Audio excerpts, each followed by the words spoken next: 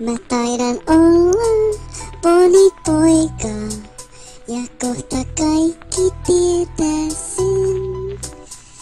Ei poneja mikään voita, ponit vei mun sydämen.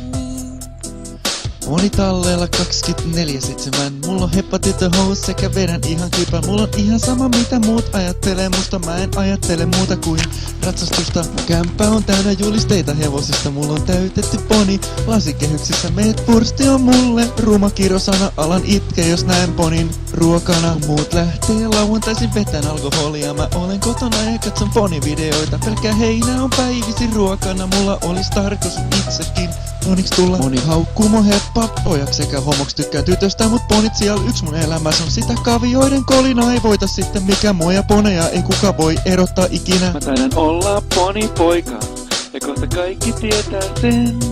Ei poneja mikään voitaa, ponit vei mun sydämen. Mahanta Ranch Ylöjärvellä on mun toinen kotini. Voi heppa tyttöjä tirkistellä ja ehkä viedä kotiinkin. Mä taidan olla ponipoika ja kohta kaikki tietää sen. Ei poneja mikään voitaa, ponit vei mun sydämen.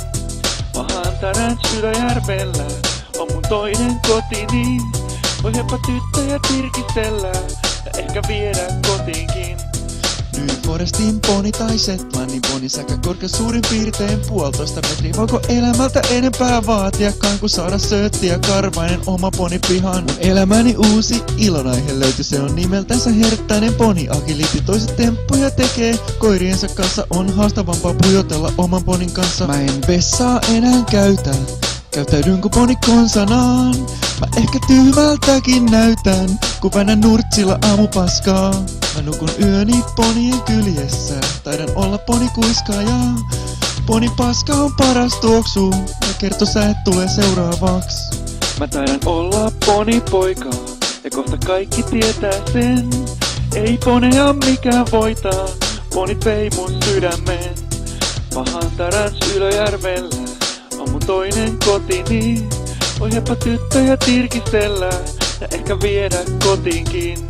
Mä taidan olla ponipoika ja kohta kaikki tietää sen. Ei poneja mikään voitaa, ponit vei mun sydämen.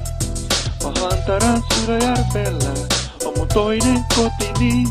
Voi heppa tyttöjä tirkistellä ja ehkä viedä kotiinkin.